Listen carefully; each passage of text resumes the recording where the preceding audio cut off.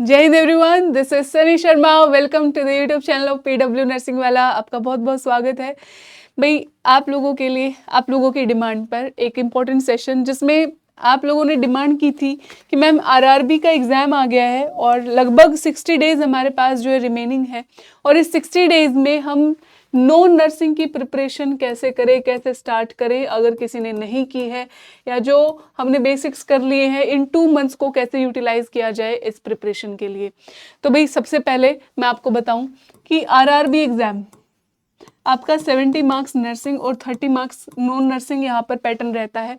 और ये 30 मार्क्स बड़े डिसाइडिंग फैक्टर होते हैं, क्योंकि यहाँ पर प्रिपरेशन सब लोग कर रहे हैं और ये 30 मार्क्स की जो प्रिपरेशन है कोई कोई करेगा, ठीक है। और वैकेंसीज जितनी है आपको बहुत अच्छे से जो है यहाँ पर प्रिपेयर करने की ज़रूरत है इन 30 मार्क्स के लिए भी, ठीक है। अगर हम एक एवरेज स्कोर की यहाँ पर बात करें कि मैम दोनों को मिला के आउट ऑफ 100 हम कितना स्कोर कर ले, तो यहाँ पर मैं आपको बोलूँगी कि 70 प्लस का टारगेट लेके आप चलना।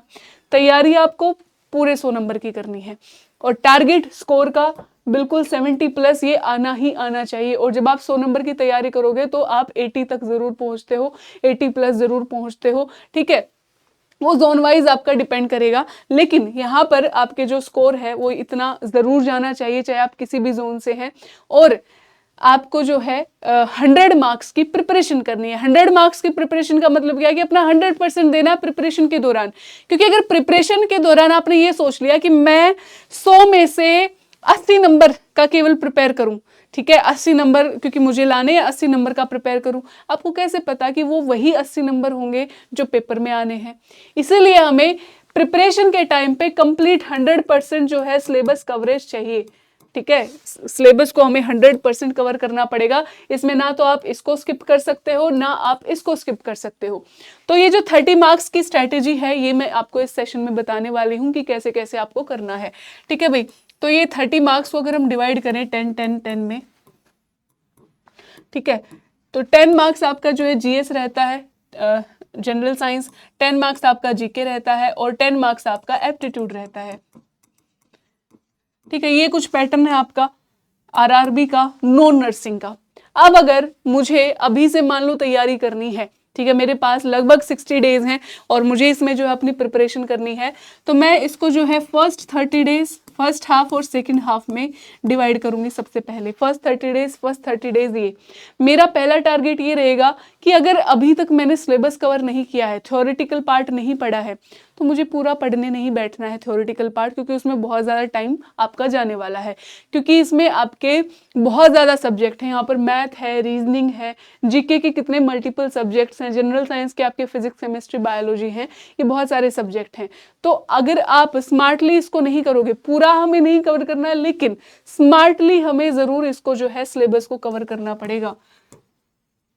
स्मार्ट कवरेज ऑफ सिलेबस ये यहाँ पर बहुत ज़रूरी है करनी, क्योंकि बिना थ्योरी और बिना कॉन्सेप्ट पढ़े भी पॉसिबल नहीं है कि आप जो है डायरेक्ट क्वेश्चंस की प्रैक्टिस से ही ये 30 नंबर ले जाओगे।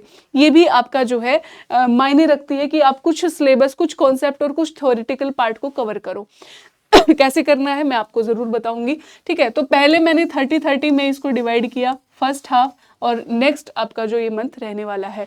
अब इसको शुरू करने से पहले मैं एक बात आपको बताऊं कि आपकी प्रिपरेशन के इस पूरी जर्नी के जो लास्ट के 2 मंथ होते हैं सबसे क्रूशियल होते हैं। आपका सिलेक्शन का डिसाइडिंग फैक्टर ये लास्ट के डेज होते हैं प्रिपरेशन के, जो एग्जाम से जस्ट पहले 2 मंथ्स आपको मिलते हैं, ठीक है। इन 2 मंथ्स में आपको अपना पूरा सिलेबस भी वाइंड अप करना है, बचा हुआ सिलेबस भी कंप्लीट करना है, रिवीजन भी करनी है, मॉक टेस्ट की भी प्रैक्टिस करनी है। इनके बिना आप एग्जाम में बैठोगे कोई फायदा नहीं है, आप क्वालिफाई नहीं कर पाओगे, ठीक है। तो ये सारे स्टेप्स को आपको फॉलो करना पड़ेगा। तो पहले 30 दिन जो आपके रहने वाले हैं, ठीक है, फर्स्ट 30 डेज जो आपके रहने वाले, अगर आप सेल्फ प्रिपेयर कर रहे हो, ठीक है, आपने कोई बैच नहीं ले रखा, आप कहीं से नहीं पढ़ रहे हो, यानी आप सेल्फ डिपेंडेंट हो, ठीक है। अगर आप सेल्फ डिपेंडेंट हो तो आपको क्या करना है कि 30 डेज तक ये तीनों पोर्शन, ये तीनों पोर्शन का जो पूरा सिलेबस है उसको कवर करो, अगर कुछ बचा हुआ है तो उसको कवर करो। और सिर्फ सिलेबस थ्योरेटिकल पढ़ के नहीं कवर करना है, उसके साथ साथ आपको, मान लो आपने एक टॉपिक पढ़ा, उसकी जो है आपको एमसीक्यूज की प्रैक्टिस करनी है, चाहे आप किसी बुक को फॉलो कर रहे हो, आप किसी ऑनलाइन टेस्ट सीरीज को फॉलो कर रहे हो, कुछ भी कहीं से भी, या लेक्चर अटेंड कर रहे हो यूट्यूब से, आपको जो है तीनों सब्जेक्ट्स के, ठीक है, तीनों सब्जेक्ट्स के टारगेट रखो कि 30 मार्क्स, ये जो 30 डेज हैं आपके, इसमें आपका सिलेबस कवर हो जाए, ठीक है, इसमें आपका सिलेबस कवर हो जाए। अच्छा, अब मुझे अगर स्मार्टली सिलेबस को कवर करना है तो इसमें मैं नेक्स्ट स्टेप ये होगा कि मैं सबसे पहले कौन सा सब्जेक्ट उठाऊं जो सबसे ज्यादा मुझे आउटपुट देगा अगर मैं उसको हाथ लगाता हूं, ठीक है। तो सबसे ज्यादा आउटपुट देने वाला सब्जेक्ट है आपका एप्टीट्यूड। एफर्ट तो आपको करने पड़ेंगे, चाहे सब्जेक्ट कोई सा भी है, लेकिन ये देखो कि एप्टीट्यूड में अगर आपने एफर्ट कर लिया, बेशक से आपको कुछ नहीं समझ में आता है, मैथमेटिक्स है, रीजनिंग है, मैं हूँ आसान बनाने के लिए यूट्यूब पे आपकी क्लासेस रन कर रही हैं, रीजनिंग की रन कर रही है, मैथमेटिक्स अभी हमने स्टार्ट नहीं किया, थोड़े दिन में हो जाएगा।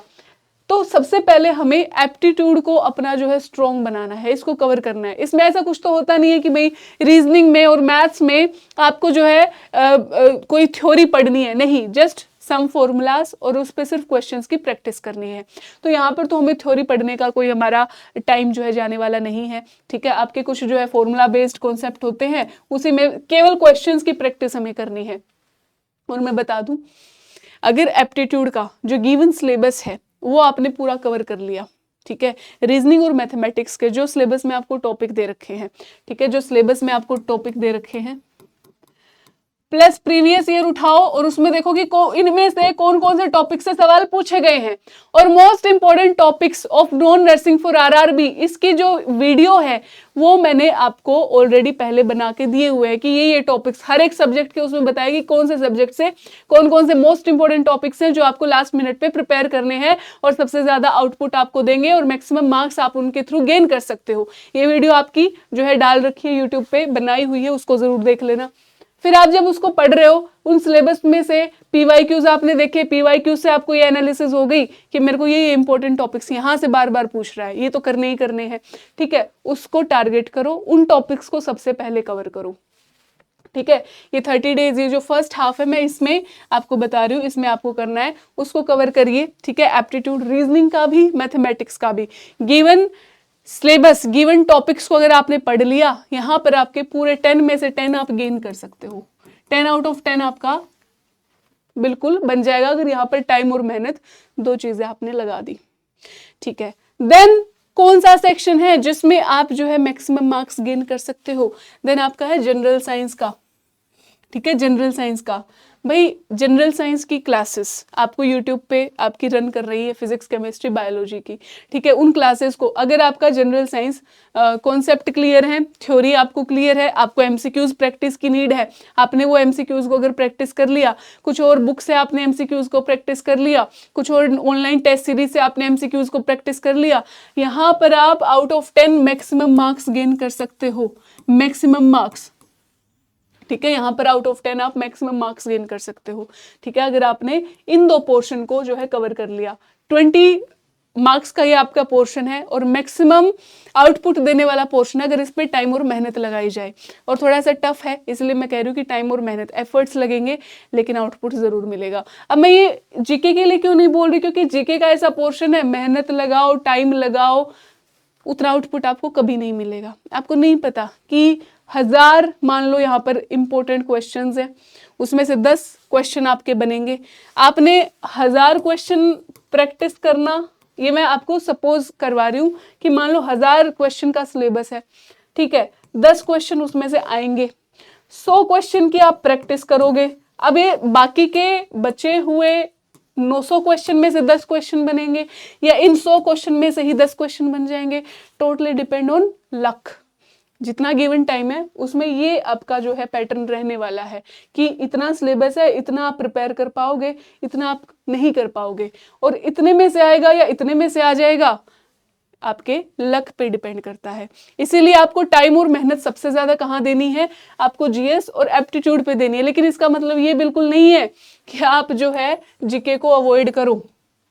अब एक टीचर जब होता है, एक जो मेंटोर होता है, उसे पता होता है कि कौन सा एरिया इस 1000 में से कौन सा वो एरिया है जहां से ये 100 क्वेश्चंस को निकाला जा सकता है, जहां से आपके 100 मोस्ट इंपोर्टेंट उन क्वेश्चंस को निकाला जा सकता है, जहां से 10 में से एटलीस्ट 7 से 8 क्वेश्चन तो आपके बने, है ना। वो एक मेंटोर को पता होता है। तो उसके लिए आप जो है पीडब्ल्यू नर्सिंग वाला की यूट्यूब चैनल पे ही आपकी जीके की जो सीरीज हुई है उसको कवर कर लो। जीके वहां से आप एटलीस्ट पढ़ लो, अगर पूरा नहीं पढ़ना चाहते, ठीक है, पूरा 1000 नहीं पढ़ सकते हो, लेकिन इंपॉर्टेंट 100 पढ़ने हैं जिसमें से मोस्ट ऑफ द क्वेश्चंस आपको पेपर में देखने को मिल जाए, तो आप वहां से उसको कर सकते हो, सीरीज को अटेंड कर लो जीके की जो आपकी हुई है, ठीक है।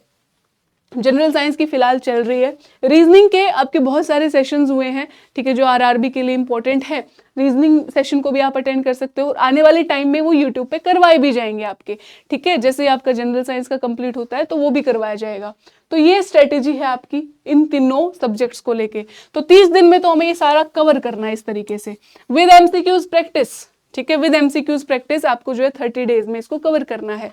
नेक्स्ट 30 डेज ये और ज्यादा क्रूशियल। अब आपका ना एक बेस बन चुका है, 30 दिन में आपने सब्जेक्ट्स पढ़ डाले, ठीक है। अब आपका बेस बन चुका है और इस बेस के साथ आपको कैसे पढ़ना है इन 30 डेज में, डेली आपको जो है रिवीजन करना है, ठीक है। उन 30 दिनों में आपने जो जो चीजें पढ़ी है तब भी आपको रिवाइज करते हुए चलना है। जैसे मान लो फर्स्ट डे आपने जो लेक्चर पढ़ा, ठीक है, फर्स्ट डे आपने जो चैप्टर पढ़ा, जो टॉपिक पढ़ा, अगले 2 दिन के अंदर उसको आपको रिवाइज करना है फर्स्ट टाइम, ठीक है, रिवाइज करना है first time. Then within a week second revision देनी है, ठीक है। विद इन अ वीक आपको सेकंड रिवीजन देनी है, 2 डेज के अंदर आपको फर्स्ट रिवीजन देनी है। Then within a month आपको थर्ड रिवीजन देनी है और फिर एक रिवीजन देनी है आपको पेपर से जस्ट पहले, ठीक है। और आप जब इस 30 डेज में आओगे उससे पहले आपका ये 3 बार रिवीजन का डन हो जाना चाहिए, ठीक है, विद सिलेबस कवरेज। सिलेबस मैंने ये नहीं बोला आपको पूरा आपको 100% और सारा विद थ्योरी डीप पढ़ना है, स्मार्टली पढ़ना है। उसके लिए इंपॉर्टेंट टॉपिक्स आपके वीडियो बना दी गई है, उसको कवर कर लो उन 30 डेज में, और पॉसिबल है करना, ठीक है। प्लस आप वाईटी के लेक्चर्स अटेंड कर रहे हो तो वो भी आपका प्रैक्टिस साथ साथ होती जाएगी उसमें। ये 2-3 बार आप रिवीजन इन 30 डेज में कर लेना। नेक्स्ट 30 डेज में आपको जो है अब इन्हीं को जैसे जैसे टाइम मिले आपको पूरे सिलेबस को एक बार इस मंथ में एक बार रिवाइज कर लेना है। और डेली डेली आपको जो है अब टू फुल लेंथ मॉक्स लगाने हैं, ठीक है। और 5 आपको जो है चैप्टर वाइज मॉक्स लगाने हैं, ठीक है। चैप्टर वाइज यानी टॉपिक वाइज, जैसे मान लो आपने जनरल साइंस का मॉक उठाया, ठीक है, जनरल साइंस के 5 टॉपिक्स आपने उठा लिए, है ना, 10-10 मिनट के या 5-5 मिनट के 10-10 क्वेश्चन होते हैं उसमें आपके 5-5 मिनट्स का टाइमिंग, ठीक है। तो इसमें आपको जो है 5 चैप्टर वाइज मॉक्स आप जो है, जैसे मान लो आपने बायोलॉजी के 5 टॉपिक्स उठाए, चैप्टर वाइज उठाए, टेस्ट सीरीज जरूर ले लेना, कहीं बिना टेस्ट सीरीज बैठे हो प्रिपरेशन के लिए, ठीक है। तो 5 वो टेस्ट आपने उठाए और उसको लगाया आपने, ठीक है। और फुल लेंथ मॉक आपको जरूर लगाने हैं। अब जब ये मॉक्स वाली चीजें चल रही हैं तो इसमें ऐसे नहीं है कि भाई आपने जो है एक मॉक टेस्ट लगाया, ठीक है, 90 मिनट्स का उसमें टाइम दिया आपने, ठीक है, अब आपने 90 मिनट आपके पूरे हुए और आपका काम खत्म नहीं।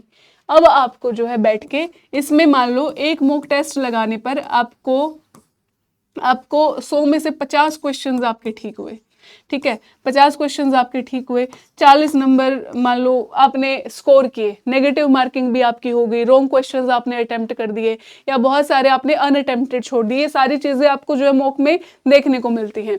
तो भाई जो 50 क्वेश्चन आपने सही किए हैं और जो 50 क्वेश्चन आपने रॉन्ग किए हैं, ठीक है, या अनअटेम्प्टेड है या नेगेटिव मार्किंग जो भी आपकी बनी है, अब इसको आपको क्या करना है, एनालाइज करना है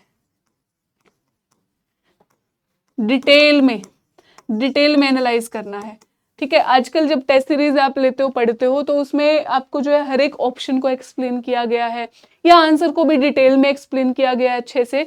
वो सुविधा आपको टेस्ट सीरीज के अंदर मिलती है, या आप किसी किताब से पढ़ रहे हो, बुक से पढ़ रहे हो, तो वहां पर भी आपको एक्सप्लेनेशन जो दी जाती है उसको अच्छे से पढ़ना है।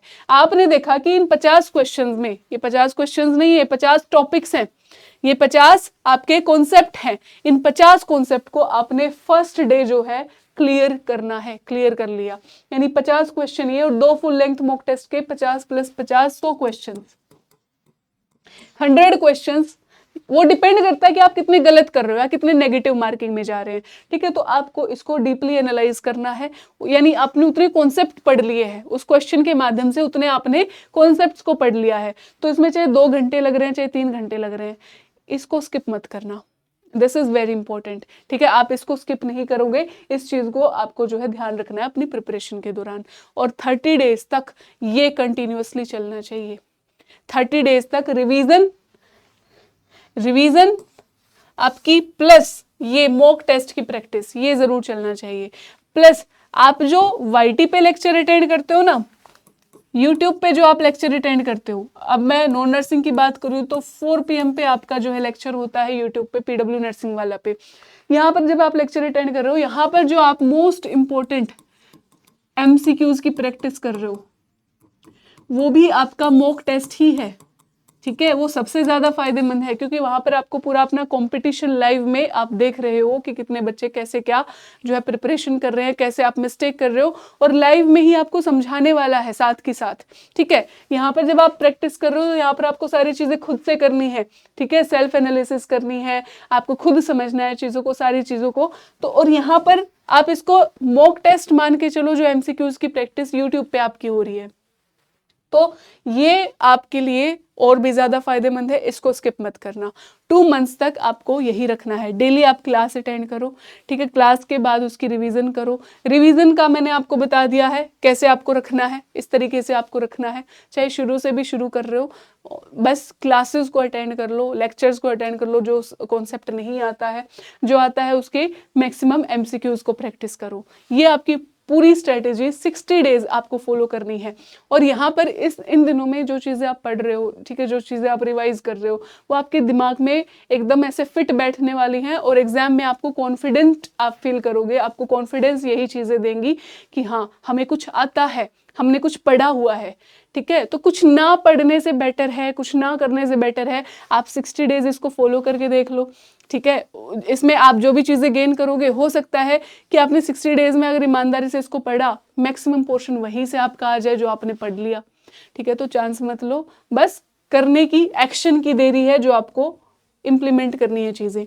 अब जो बच्चे इस पूरी प्रिपरेशन को आसान बनाना चाहते हैं, अपना सिलेबस जो है, एक गाइड, एक मेंटोर को जो है अपनी पूरी हेडेक देना चाहते हैं, तो आप लोगों के लिए भी जो है नाइटिंगेल नॉन नर्सिंग 2026 का बैच है। आप सभी स्टूडेंट्स, ये लाइव बैच आपका रन कर रहा है।